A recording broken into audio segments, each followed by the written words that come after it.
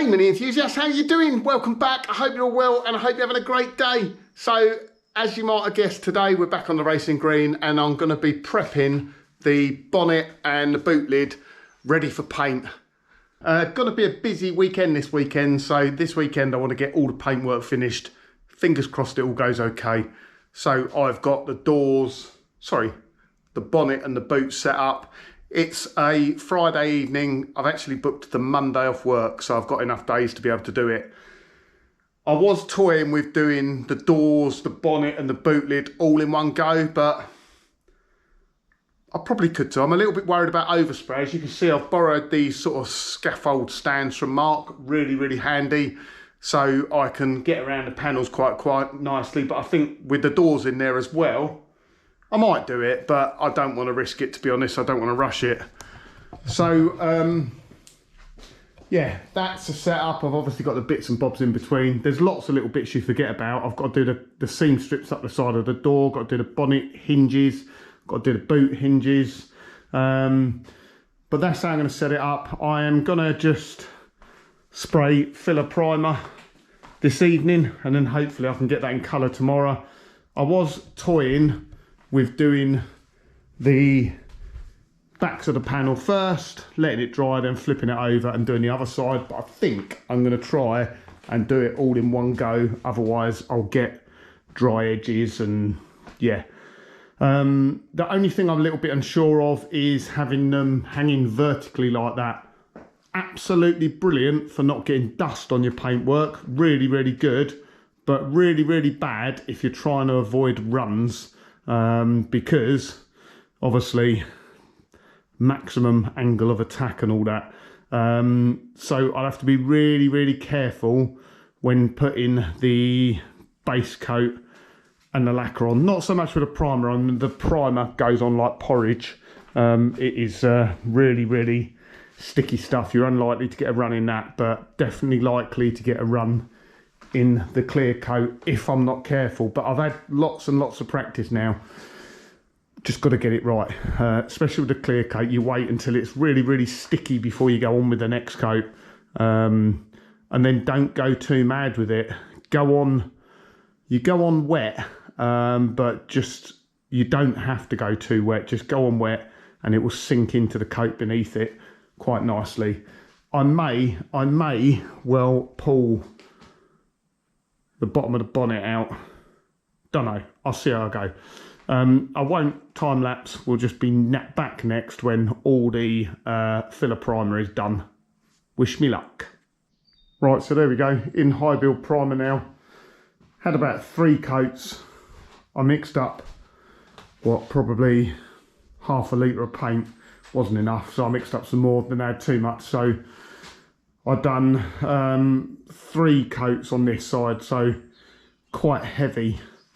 I did mess up a little bit though. I did knock the paint pot up against the bonnet there, so I've got a bit of a mark there, but that should flat out. There's plenty, that's nice and thick with filler primer on there.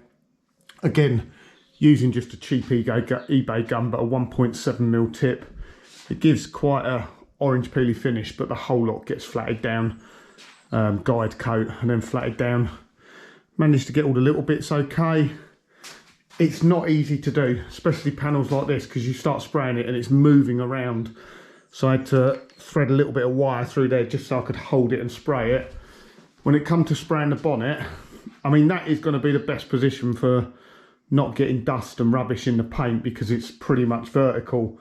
But it's quite difficult to paint down here to get even coats. So, not quite sure what I'm going to do with that when it comes to putting the base and lacquer on. Like I say, I don't want to, I don't know, maybe I'll prop it, angle it backwards a little bit. On the inside again, didn't go too mad on the back here. This has had a couple of coats of filler primer on, just trying to make sure we get all the edges. Can you believe it? It's nearly May, 12 degrees outside. It is just, this year for weather, it's just been cold and wet. Bring on a bit of sunshine, eh? So I've got the heater on I will probably leave these out here for a few hours and then bring them indoors tonight, because I need to be flattening them off first thing tomorrow morning. Now the drying time, according to the instructions at 20 degrees, is 4 hours, so that should be absolutely fine if they bring them indoors. But before, when I've left it here overnight and it's obviously dropping down to, you know, 4 or 5 degrees, it takes a long time to dry. So we'll kind of bake them with the radiator a bit, put them indoors overnight, and then we'll come back tomorrow and we'll get the base and lacquer on. Hopefully these panels go okay, because obviously bonnet and boot, certainly the bonnet, are quite obvious if they're not perfect. Right, so that's our boot and bonnet ready for paint now. I've hoovered in here, I need to wet the floor. I need to give these one last wipe over with